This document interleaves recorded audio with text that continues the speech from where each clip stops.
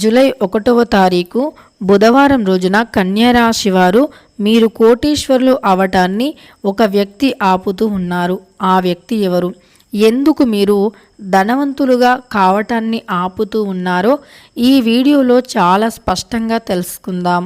వీడియోని మాత్రం ఎక్కడ నమస్కారం అండి అందరికీ. మీ నిత్య జీవితంలో ఎవరితో చెప్పుకోలేనటువంటి ఎన్నో రకాల సమస్యలకి గురువుగారు చాలా చక్కగా పరిష్కార మార్గాన్ని చూపుతారు. అలంపూర్ జోగులాంబ దేవి జ్యోతిష్యాలయం గురూజీ సీతారామరాజు గారు. వీరి యొక్క సెల్ నెంబర్ వచ్చి 9948253372. ఫోన్ ద్వారానే జ్యోతిష్యం చెప్పబడును.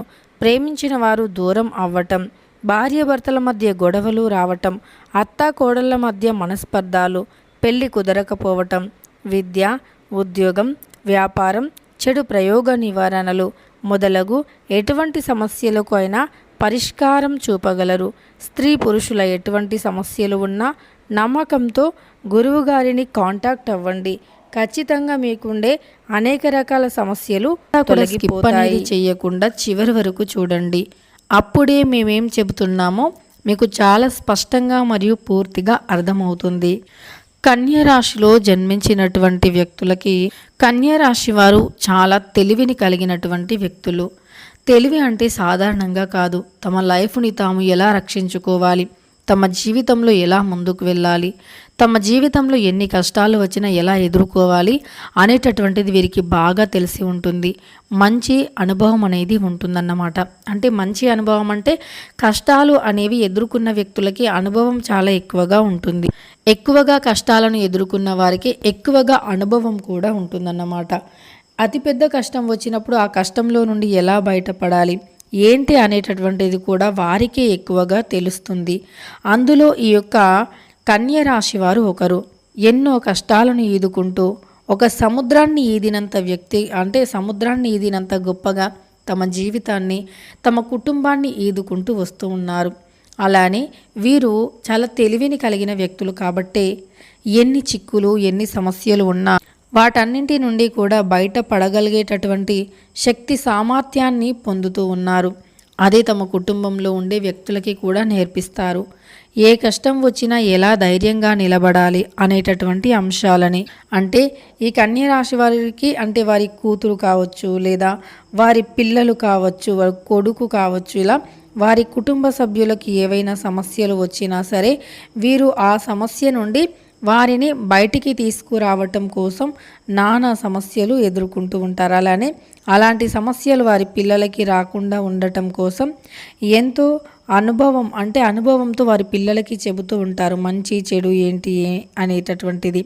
ఇలా చేస్తే బాగుంటుంది, ఇలా చేస్తే బాగుండదు, ఇది చెయ్యాలి, ఇది చేయకూడదు అనేటటువంటి స్పష్టతను ఇస్తూ ఉంటారన్నమాట ఈ కన్యా రాశి వారు. అలానే ఈ కన్యా రాశిలో జన్మించినటువంటి వ్యక్తులకి ఎక్కువగా శత్రువులు కూడా ఉంటారు. ఎందుకు అంటారా? మంచి మనుషులకి శత్రువులు ఎక్కడైనా సరే ఎక్కువగానే ఉంటారు. ఎందుకు అంటే మంచిగా ఉండి కష్టపడుతూ సంపాదిస్తూ వెళుతూ ఉంటే ఎవరి కళ్ళు అయినా చూస్తూ ఊరుకోవండి.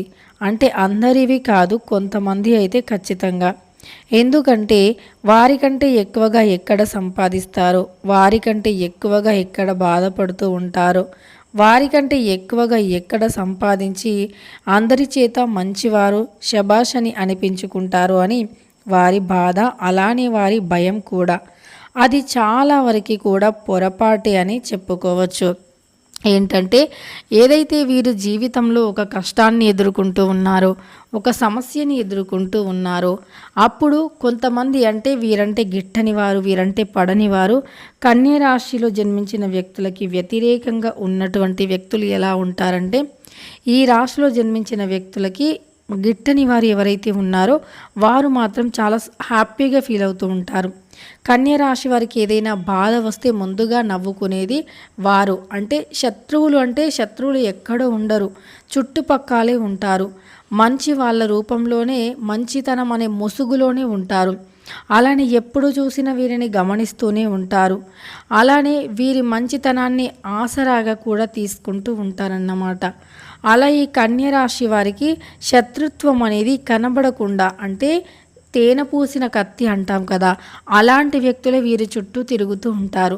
పైకి మంచితనం అనే పూతను పూసుకుంటారు, లోపల మాత్రం గోతి తీయడానికి కత్తులు గుణపాలు అన్నీ రెడీ పెట్టుకుంటూ ఉంటారు. అంటే ఎప్పుడు వీరు పడిపోతారా, ఎప్పుడు మేము సంతోషంగా నవ్వుతూ ఉంటామా అని లేనిపోనివన్నీ కూడా చేస్తారు. అంటే మంచి మంచి పేరు, మంచి సమాజంలో వీరికంటూ ఒక గుర్తింపు, వీరు చేసే కష్టానికి తగిన ప్రతిఫలం, వీరిని అందరూ మెచ్చుకోవటం, వీరి అందరినీ మెచ్చుకోవటం, ఇవన్నీ కూడా ఎదుటి వ్యక్తులు చేస్తుంటే ఓర్చుకోలేకపోతూ ఉంటారన్నమాట. ఈ శత్రువులు అనేవారు ఎక్కడో ఉండరు, మళ్ళీ మన చుట్టూరా తిరుగుతూనే ఉంటారు. మనం వారికి ఎంత రెస్పెక్ట్ ఇచ్చినా, వారికి ఎంత హార్ట్ఫుల్ లవ్ చేసినా, వారిని ఎంత బాగా ట్రీట్ చేసినా వారికి అవి ఏవి కనిపించవు. మీ ఎదుగుదలను ఆపేయడమే వారి ధ్యేయం. మీకు సమాజంలో చెడు పేరు రావటమే వారి లక్ష్యం. మిమ్మల్ని ఎవరైనా పొగుడుతుంటే కళ్ళల్లో నిప్పులు పోసుకుంటారు. మిమ్మల్ని ఎవరైనా మంచివారు అంటే చాలు, ఇక వారికి ఎక్కడ లేని కోపం అనేది వస్తుంది. అదే మిమ్మల్ని ఎవరైనా చెడ్డది అంటే చాలు, వారికి సంతోషం, బాధ, పట్టలేని ఆనందం. అంత కుళ్ళు కుతంత్రాలను పెట్టుకుని ఉండే వ్యక్తులు మీ చుట్టూ ఉన్నారు.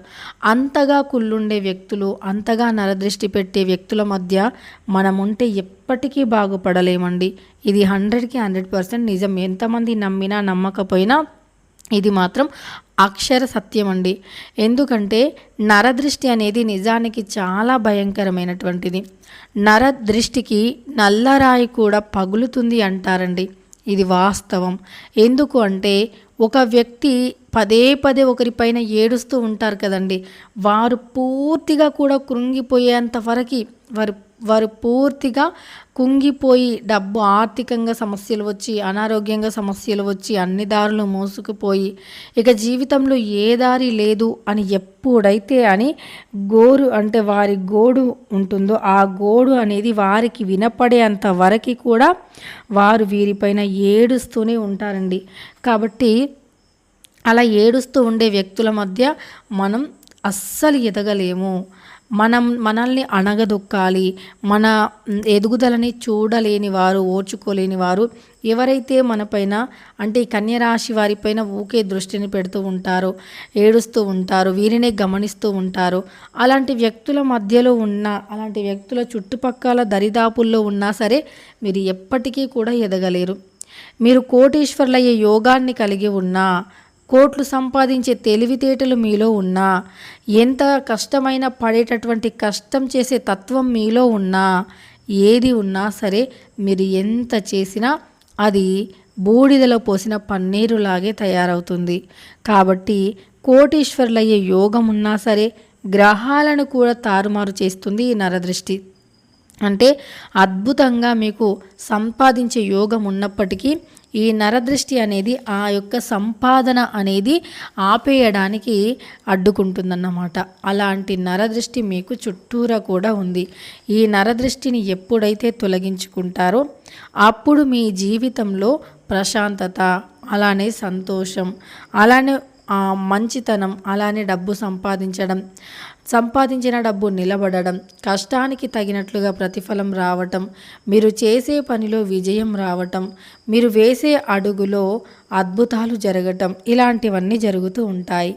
అందువల్ల నరదృష్టిని కనీసం మీకు తగిలినటువంటి దృష్టిని, దోషాన్ని తొలగించుకోవటానికి ఇంట్లోనైనా సరే చిన్న చిన్న పరిహారాలు చేస్తూ ఉండాలి. ఇంట్లో ధూపం వేయటం కానీ, ఉప్పు నిమ్మకాయతో దృష్టిని తీయటం, అమావాస్య మరియు పౌర్ణమి రోజుల్లో ఇంట్లో ధూపం వేసి ఇంటికి దృష్టిని తీస్తే గనక ఇంట్లో ఉండే దృష్టి దోషాలు, నెగిటివిటీ అనేది తొలగిపోయి అదృష్టం అనేది కలిసి వస్తుందన్నమాట. ఇలా ఈ యొక్క రాశిలో జన్మించిన వ్యక్తులకి అదృష్టం అనేది విపరీతంగా కలిసి వస్తుంది. వీరి చెడు ప్రభావాలు, జాతకంలో ఉండే దోషాలన్నీ కూడా తొలగిపోతాయి. కన్య రాశి వారు తెలుసుకున్నారు కదా మీ జీవితంలో ఎలా ఉంటుంది, ఎలాంటి వ్యక్తుల వల్ల మీకు ధనం అనేది రాకుండా ఆగిపోతుంది అని. వీడియో నచ్చితే ఇప్పుడే ఒక లైక్ ఇవ్వండి. అలానే ఇలాంటి ఎన్నో మంచి మంచి కంటెంట్ మరియు వీడియోస్ కోసం మన ఛానల్ని కొత్తగా చూస్తున్నవారు సబ్స్క్రైబ్ చేసుకొని పక్కనే ఉన్న బెల్ ఐకాన్ని నొక్కి ఆల్ ట్యాబ్ అని నొక్కండి. మేము పెట్టే ప్రతి వీడియో కూడా మీ ఫోన్కి ముందుగా